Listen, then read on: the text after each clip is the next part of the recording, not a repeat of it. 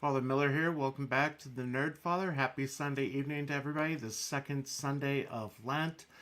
A lot to talk about tonight. I'm doing this solo again. Like I said, it's been kind of hard to get the brothers on, mostly because Lent is a busy time of year for us.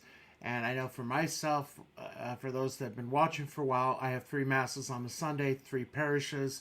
So I'm doing three homilies a weekend, plus driving about 60 miles round trip altogether. So it does kind of wear you out. So, but it's good, and as I describe to people, it's a good tired. So I'm not complaining at all.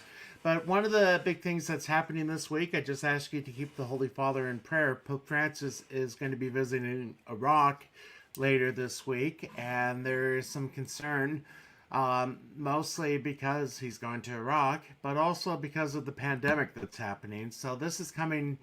This is an article that's coming from the Vatican News website, and basically Pope Francis is going to fly into Iraq on the 5th and spend the weekend. Looks like Baghdad.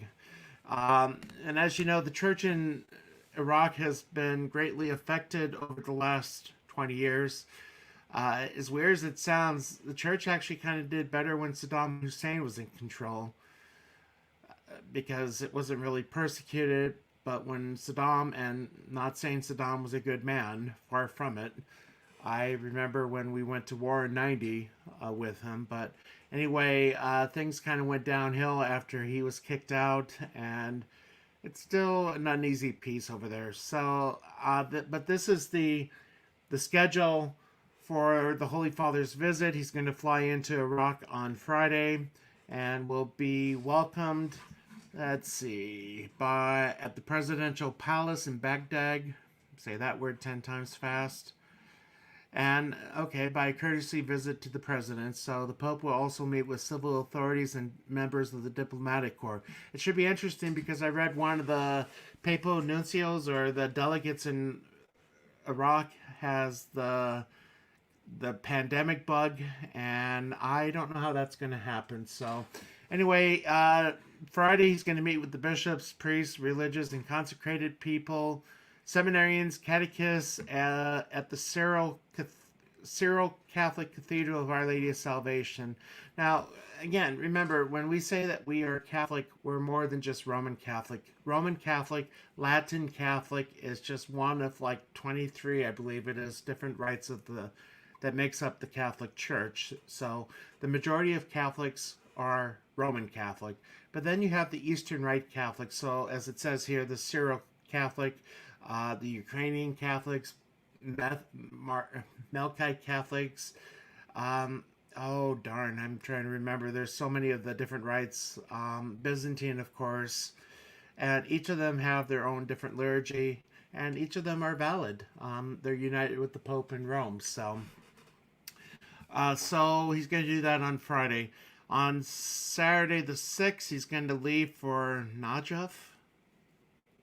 And this is going to be interesting. He's going to meet with the Grand Ayatollah Sayyid Ali al Hasimi.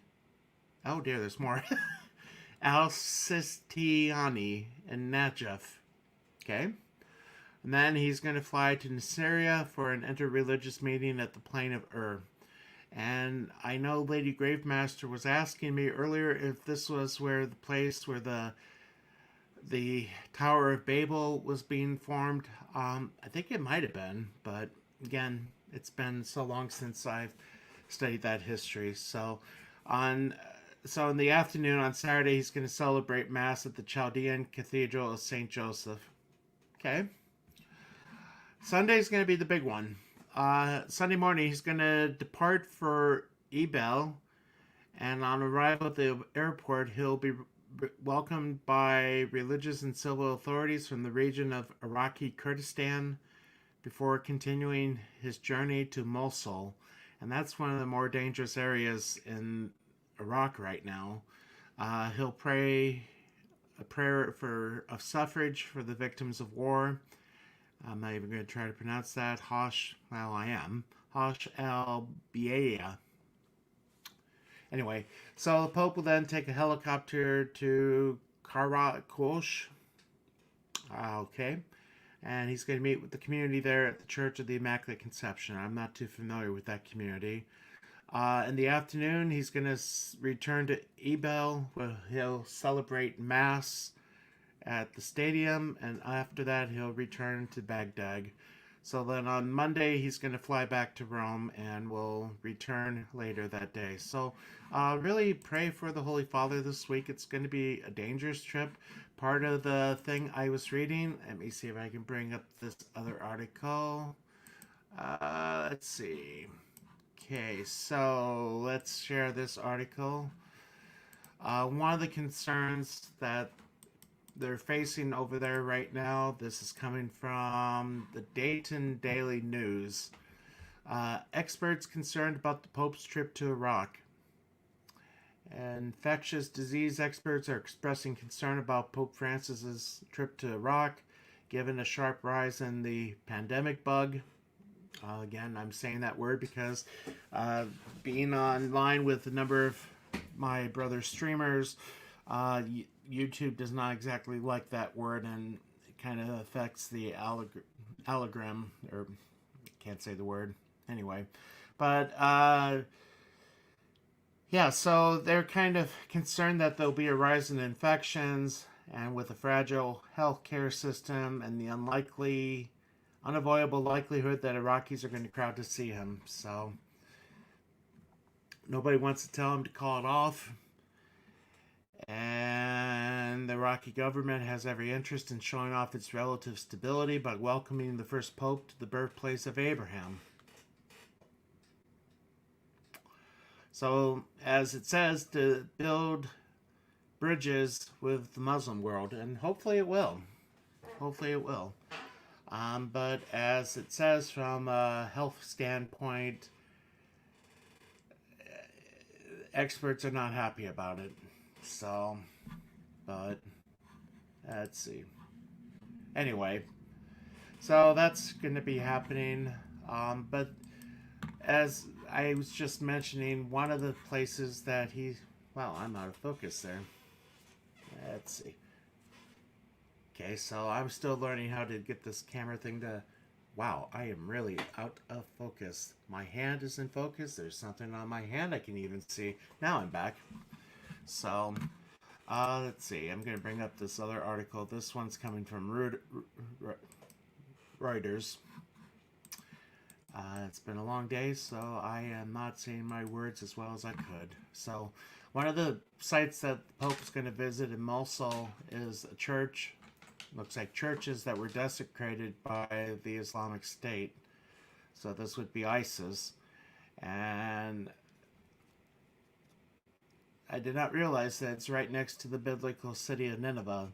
And if you remember your scripture, that's where Jonah went through the city saying 40 days more and God would destroy Nineveh. When the people heard Jonah proclaiming this, they proclaimed a fast and repented, and God spared Nineveh.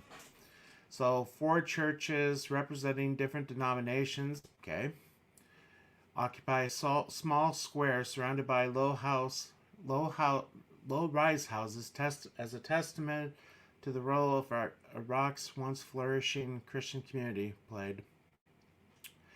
So if I remember correctly, I was reading an article that said prior to the first Gulf War, I think there was like 3 million Christians in Iraq, and now there's less than 300,000. So... today, all 4 churches are either damaged or destroyed after militants occupied the city from 2014 to 2017 and desecrated many of the buildings, used them to run administration, such as a jail and a court. So, I'm hoping that this will be online. I don't really know the time difference. Let me see if I can bring it up on my phone. While I'm doing that, again, thank you everybody for joining in. Please be sure to hit the like button and hit the ring bell so you can be notified when there's new videos. Let's take a look. I'm looking up on Baghdad.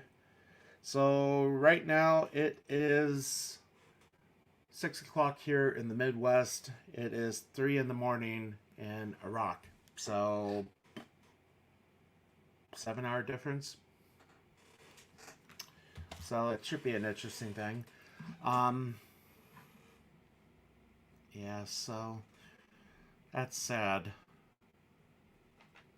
And who knows how old those churches were. Well, let me see if I can do a quick search. I know this won't show up on this. Okay, so this, according to Google, this church was built in 1859. And there it is again, as it said, uh, tolerated by Hussein but persecuted by Al Qaeda, and then the Islamic State, ISIS. Iraqi Christians number about 300,000, 1/5 of the total before 2003. So it was a little off on the year range. But Syriac, can't say it. Uh, Catholic, Syriac, Orthodox, Armenian Orthodox, Chaldean Catholic Church are basically situated in the same area.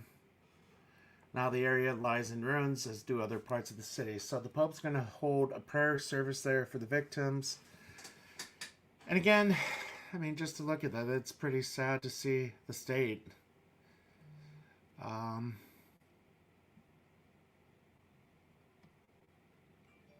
So, anyway, but like I said, pray for the Holy Father this week.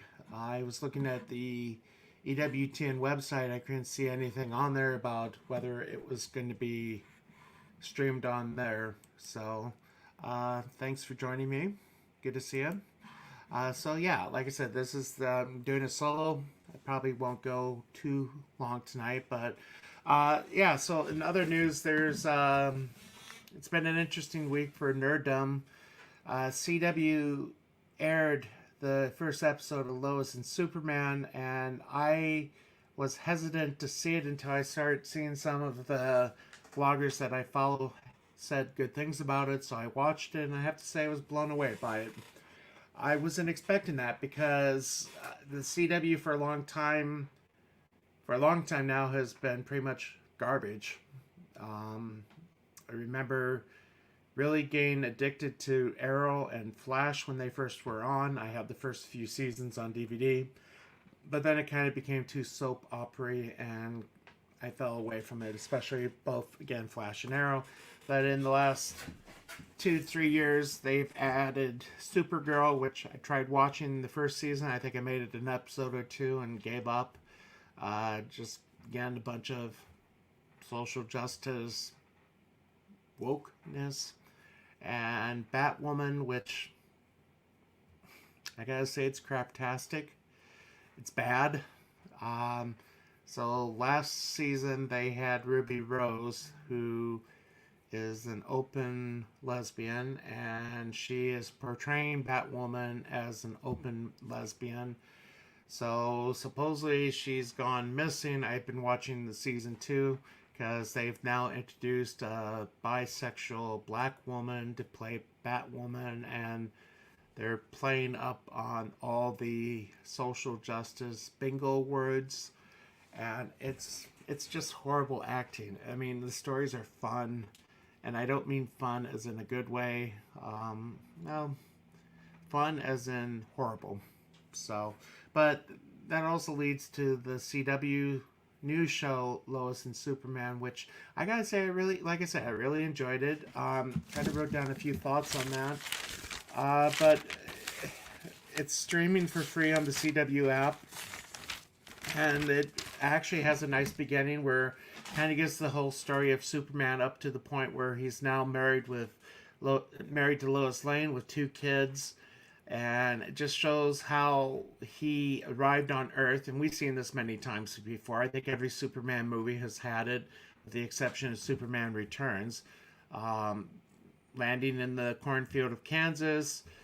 And according to this was interesting. I don't know if anybody else picked up on it, but Kent, in narrating it, made it sound like he was aware from the first moment when he landed in Kansas that he had memories of being picked up by Ma and Pa Kent. So, but it was kind of fun because it showed a little bit of his childhood as a little kid playing with a spaceship. He threw the spaceship, but the spaceship, because of his superpowers, went through the side of the house. It went through the siding and came out on the other side. So, but it deals again with the death of Pa Kent, the heart attack, and everything.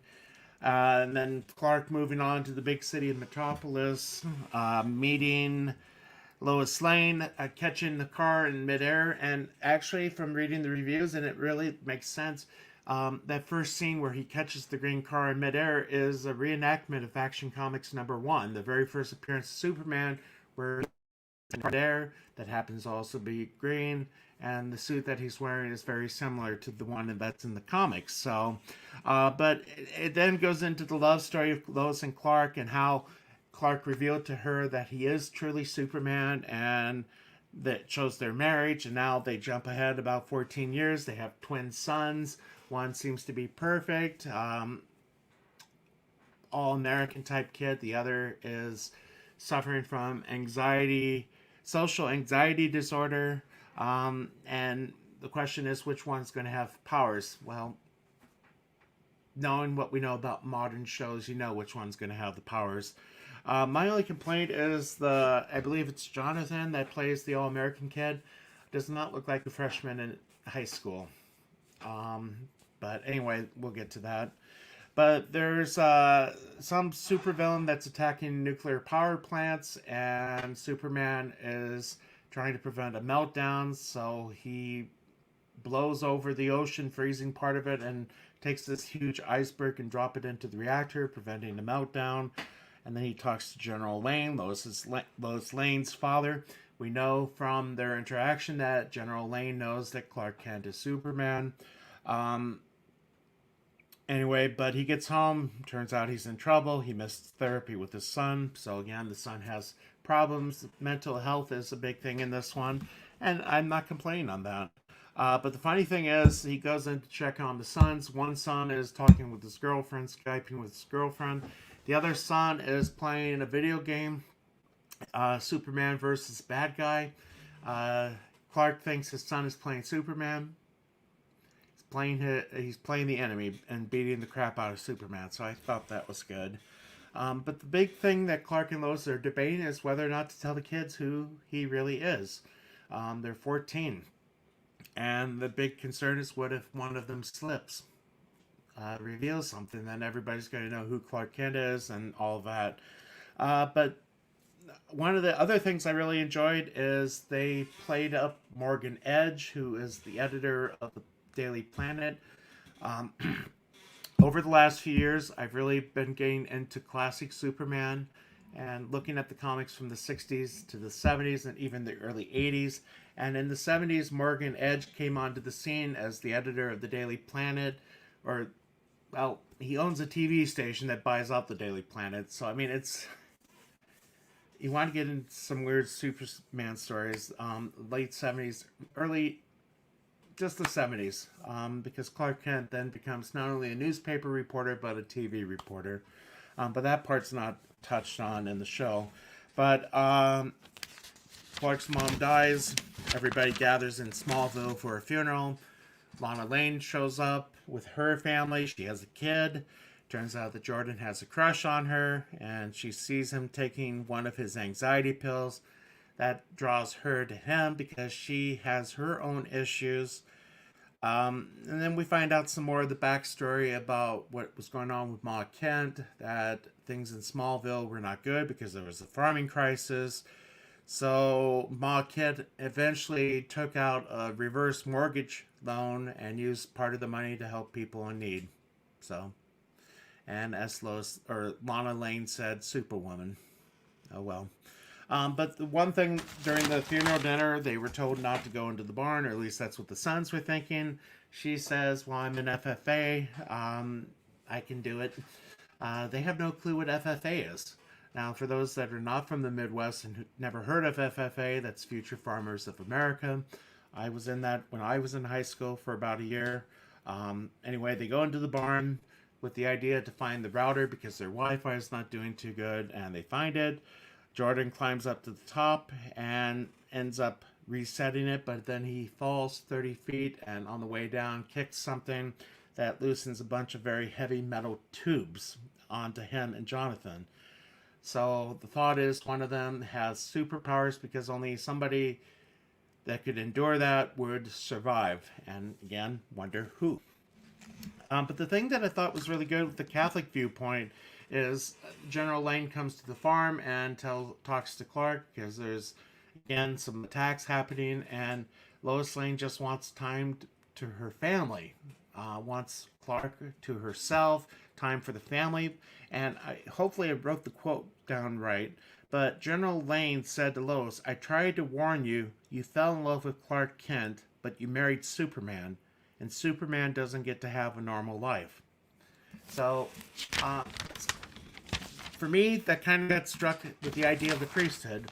Why do priests don't get married? Well, the reason that I've always looked at it is our Lord says you can't serve two masters. Who comes first, your parish family or your physical family? And if there's a parish emergency, but at the same time there's a health crisis with your kids, who comes first? So, of course, the parish family has to come first. And again, that kind of got it into the whole thing about you married Clark Kent, but you fell in love with Clark Kent, but you married Superman. So, uh, but as we know, other rites of the church do have married priests, but that's a long story. And honestly, as I tell people, you want married priests, I hope people are ready to contribute more to the contribution plate because health insurance is not cheap. So they go to the bank. Again, they find out about the reverse mortgage. She did it to help others. So the options are repay the loan or sell the farm and take what's left of the loan. While that's happening, the boys are exploring the barn, kind of like a Dora the Explorer type thing. They find the ship, and as Clark and Lois return, the boys confront them. Dad reveals himself to be who he is, that he is Superman. He not only lifts the truck, but then floats with it in midair. So, needless to say, the boys are upset. Um, Lois and Clark are talking about it. Clark has super hearing. He hears that there's another attack going on, so he goes off. Uh, Turns out that there's a mysterious being that's taunting him and chasing him across the world through the sky. And somehow he stabs him with kryptonite. Now, that part I'm not surprised, but what did surprise me is Superman, as he's falling back to the Earth, has the ability to pull the kryptonite out from him. So I don't know how in the world he was able to do that, but it saves him from basically splatting himself upon the Earth. While that's happening, this battle, the boys are at a bonfire with Lana's daughter, and fight breaks out. Jordan sees Jonathan getting beaten, and this activates the laser eyes, which blows up the bonfire. I guess it hits a methane tank, and boom, everybody's in chaos. And turns out that Jordan has superpowers. So, but at the end, it reveals one of the major baddies of Superman lore. I'm not going to say who it is, but the only difference is they changed his skin color. I don't know, but anyway. But yeah, like I said, I was really impressed with it. I thought it was really well done. I hope that it doesn't go down the road of other CW shows. I really hope it stays away from the wokeness, the social justice things. They did use a few terms in it, like living wage and all that. And the only reason that kind of hit me is because there's the big push right now for $15 an hour. I live in Nebraska, as Soul is mentioning here too. I hate to think what would happen if my little town got hit with a $15 an hour minimum wage. There's no way that our local restaurant probably could afford to stay open. I don't know. Alexander Luther, we don't know. We don't know. Um, it's going to be interesting. Like I said, I'm looking forward to it. I'm going to watch it on Thursday. I don't have CW here, but it's streaming for free on the CW app. So they air their shows the day after it airs on TV. So I have Dish Network, and unfortunately, CW is not part of the local package. Where I'm at, you have to have the dish because otherwise an antenna doesn't work.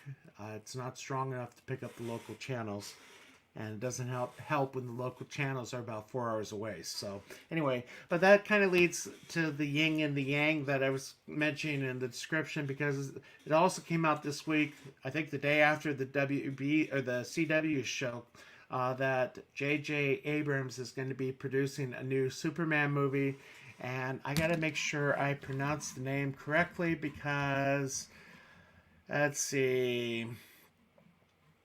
Okay. Ta-Nishi Coates. Yeah, we're going to go to John F. Trent's article from Bounding into Comics on this one. There was an article I found about this author from 5, 6 years ago, and I gotta say, I am not looking forward to this. Let's see. I asked because I wonder if it's a retcon version of Clark Luthor. That part I don't know. I'll be honest, I most of my knowledge of Superman right now is from the 60s to the early 80s, and then I remember the first comic book I actually bought was The Death of Superman, just because it was a big thing, and never really had comics growing up, or at least I think I don't. And then when I got into comics a few years ago, probably 6 years ago now, I think, 6, 7 years ago, it was about the time that DC did the Rebirth, where they kind of rebooted the whole universe, and I started the Superman comics there, and I think they went about 32 issues before they decided to reboot the whole thing yet again. And at that time, I decided to cancel my subscription. Um,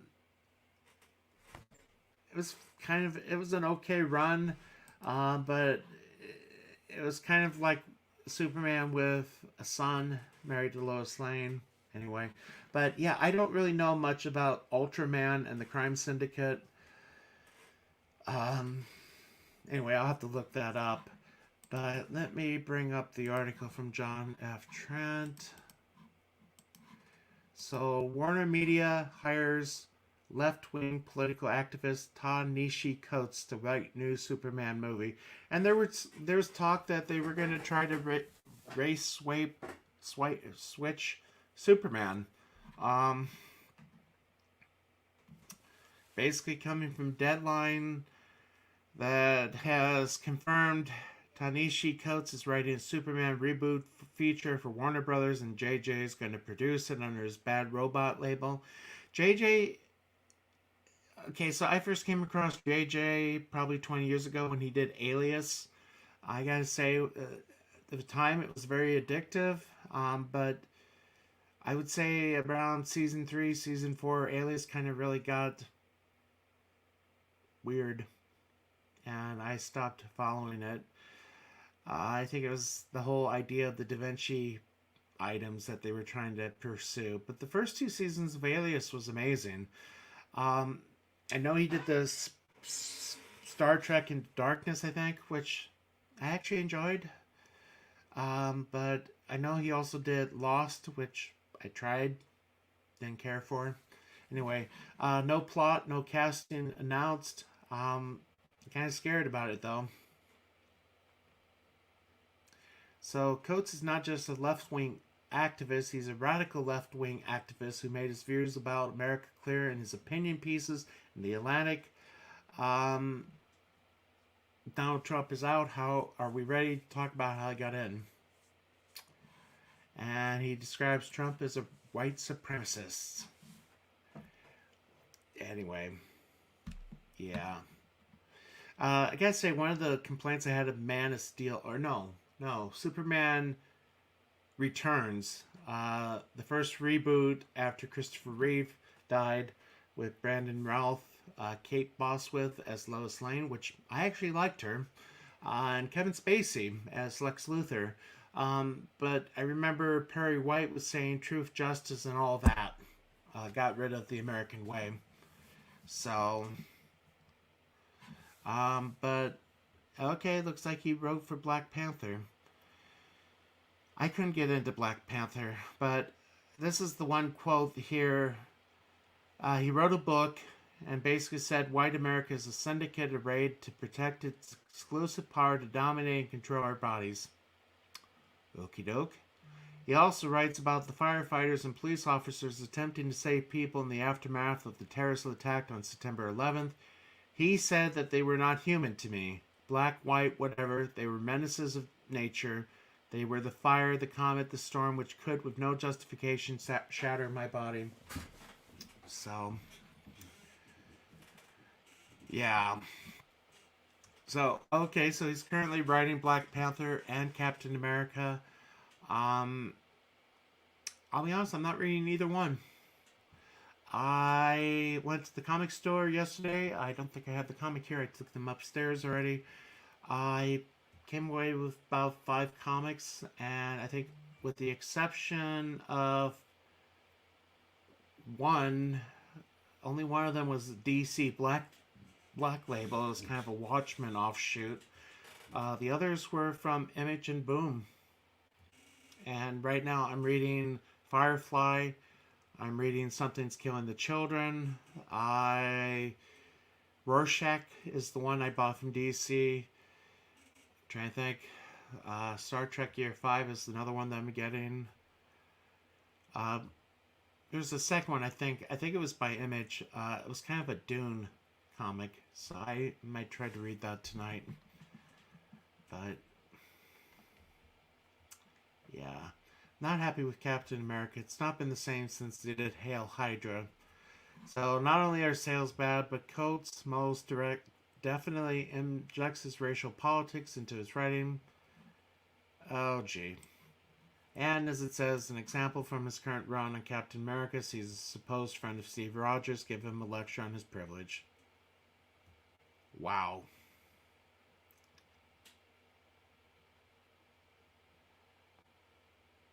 Yeah, I'm not reading that.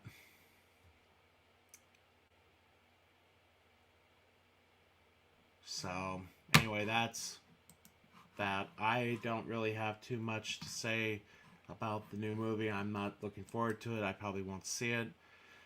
Check out Forever Evil event from DC a few years ago with the Crime Syndicate. Got rid of the heroes and Batwoman, Catwoman, and Lex.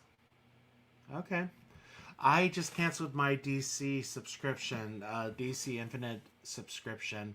I made a video of that a few weeks ago. When DC Universe relaunched, they were supposed to have tens of thousands of comics, and like I said, I wanted Superman from the 70s and 80s, but there's a lot of reasons why they won't come up. Let me bring up one of the covers that, shocker, will not be on there. Let's see if I can find it. Oh, where? Okay, we'll go with this one. I know I've shared this on other streams before. Let's see, we'll close that. Share this. So this is from Superman's Girlfriend, number 81, which would have been printed in, let me see.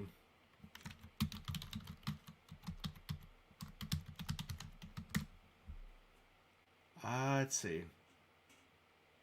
1967. So, that one's not on there. Shocker. See, I'll say this all the time. Superman has heart, but not enough action. Man of Steel has a lot of action, but not as much heart. Yeah, I would say that. I gotta say, I liked Amy Adams as Lois Lane. I think she's a better Amy Adams than the one that's playing Superman and Lois. Miss Martin's here. Good to see you.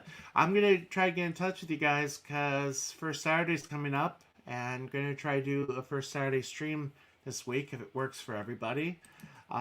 Since Odin is off of Twitter for Lent, I'm gonna have to email him. So yeah. But really, that's about all that I know for this week. Like I said, just kind of wanted to stream for a little bit tonight. Still working on how to do this solo, and it's really not been too bad. I don't know, for those watching, if there's any last questions or anything, or comments or such. But like I said, make sure to hit the like button because that does help me. And if you're not subscribed, I thank you for watching. I ask you maybe to consider subscribing. Supreme Heretic, good to see ya. It's a weird thing to say, that those two words to get, well, just saying heretic. Anyway, looking forward to your Wednesday stream with John Trent. Uh, so let's see. Yeah, Smallville was good, and Erica Durance was really good as Lois too. I really like her. I have probably or 5 or 6 seasons of the 9 on DVD. I think it's 10 seasons anyway. So, yeah, thank you for joining me. And Sol Leibowitz, good to see you.